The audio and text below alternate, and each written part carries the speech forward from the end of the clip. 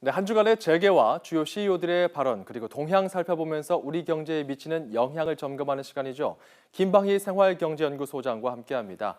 현대차부터 가보도록 하죠. 네, 자, 소나타 일부 차량의 엔진 결함으로 미국에서 리콜에 들어갔던 현대차. 국내에서도 정부가 조사에 나서자 결국 해당 엔진의 보증 기간을 늘려주기로 했어요. 그렇죠. 얼마나 연장이 되는 겁니까? 네, 문제가 된 엔진을 장착한 차량의 엔진에 대해서 기존의 5년 10만 킬로미터에서 10년 19만 킬로미터로 2배 정도 무상 보증 기간을 연장하기로 했습니다. 현대기아차는 그간 수출 차량 품질과 애프터 서비스가 국내와 다르다는 논란이 끊이질 않았습니다. 2011년에서 12년까지 미국 엘라바마에서 생산된 세타2 엔진에서 결함이 발견된 건데요. 미국 소비자들에게 집단 소송을 당한 후에 2014년까지 생산된 소나타 구매자 88만여 명과 이 수리비 보상과 보증기간 연장에 합의를 했습니다. 해당 엔진을 탑재한 차량 국내 소비자에게는 별다른 조치가 없자 무상 보증과 리콜에 대해서 국내 소비자만 차별 대우하는 거 아니냐 하는 논란이 벌어졌죠. 현대차는 미국 공장에서의 조립 과정에서 청정도 관리에 문제가 있었다고 밝혔는데요. 그러나 국내 엔진의 경우는 문제가 없다는 입장에는 변화가 없습니다.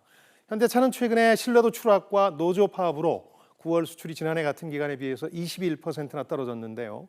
설상가상으로 기아차는 에어백 문제 은폐 의혹으로 국토교통부로부터 검찰에 고발당한 상황입니다. 하필이면 우리나라를 대표하는 두 회사 삼성전자와 현대기아차 모두가 지금 품질 논란에 휩싸였는데요. 삼성전자와 달리 현대기아차의 실질적 CEO 정몽구 그룹 회장과 정의선 부회장의 입장은 아직 나오질 않았는데요. 이번 일은 그냥 넘기기에는 워낙 중대한 비상사태가 아닌가 그런 생각이 듭니다.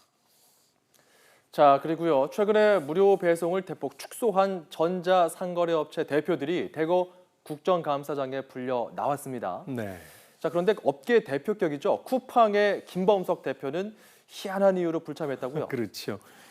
그동안 무료 배송을 두고 출혈 경쟁을 벌여왔던 소셜 커머스 업체들 최근에 무료 배송 기준을 가격을 높였습니다. 기준 네. 가격을 높인 건데요. 업계 선두주자인 쿠팡은 2014년이었죠. 로켓 배송이라는 이름으로 파격적인 무료 배송 제도를 실시해 왔는데요. 지난 11일에 2년 7개월간 실시해왔던 무료 배송 기준 가격을 9,800원에서 19,800원으로 올렸습니다. 이 회사의 지난해 적자는 5,232억 원에 달하고 이 가운데 89%가 로켓 배송 투자로 인한 것으로 알려지고 있는데요. 워낙 적자가 누적되는 상황이라 어쩔 수 없었을 것이라는 의견도 있습니다만은 제대로 공지도 하지 않고 기습 인상했다는 소비자 불만도 지금 터져나오고 있습니다. 앞서 비슷한 무료 배송제를 실시했던 위메프와 티켓몬스터 역시 최근에 무료 배송 기준을 수정하거나 중단하고 있는데요. 아마 더는 출혈 경쟁이나 적자 누적을 감당하기가 어려웠을 겁니다. 이 세 개 회사 대표들은 국회 산업통상자원위원회 국정감사에 협력업체에 대한 갑질 논란으로 소환이 됐는데요. 위메프와 팀원 대표는 참석한 반면에 쿠팡 김범석 대표는 불참하는 대신 농구를 하다가 아킬레스건을 크게 다치는 바람에 참석하지 못한다는 입장을 밝혔습니다. 네티즌들은 부상의 기막힌 타이밍에 놀라는 한편 그래도 농구를 했다라는 입장이 기존 재벌 총수들에게는 볼 수 없는 참신한 변명이었다는 평가도 하고 있습니다. 네. 자, 그리고 미르재단과 K스포츠재단 관련 논란에서 자금 모금책으로 전락했다 이런 비판을 받고 있는 전국경제인연합회 전경련이 국회에서 연일 해체하라 이런 요구를 받고 있죠. 그렇습니다.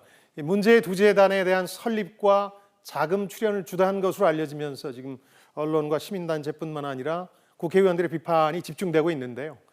현재 정경련 회장은 GS그룹 허창수 회장입니다마는 실질적인 CEO는 이승철 상근 부회장이죠. 그는 국회에 출석해서 모든 의혹에 대해서 검찰이 수사 중인 사안이라 밝히지 못하겠다는 입장만 거듭 밝혔는데요. 정경련은 이미 두 재단을 청산하고 새로운 재단을 설립하겠다고 했는데 이조차 증거인멸이라는 비판을 받아왔습니다. 준조세 할당과 모집, 로비 역할만 할 거라면 정경련이 왜 존재해야 하느냐는 여론의 압박을 지금 받고 있는데요. 언론과 시민단체는 물론이고 국회에서도 연일 해체 요구가 등장하고 있습니다. 정경련은 1961년 기업인들 주도로 설립된 의미단체로 해체를 강제할 법적 수단은 지금 없는 상황입니다. 그러나 국회에서 한 여당 의원은 정경련 회원사인 일부 공기업부터 탈퇴를 유도하면 해체가 가능하다는 주장을 펴기도 했습니다. 일부 언론조사에 따르면 주요 회원사인 대기업들도 이번 사태와 관련해서 불만을 쏟아내고 있는데요. 고강도 쇄신책을 요구하는 기업들이 많았습니다만은 아예 이참에 탈퇴하겠다는 속내를 털어놓은 곳도 있다고 합니다. 우리 대기업과 CEO들이 시대적 추세인 이 투명 경영과 정도 경영을 수용하려면 단지 편리하다는 이유만으로 활용해온 전기역량을 더 이상 정경유착의 창구로 활용해서는 안 되겠죠. 네, 오늘 말씀은 여기까지 듣겠습니다. 고맙습니다. 네.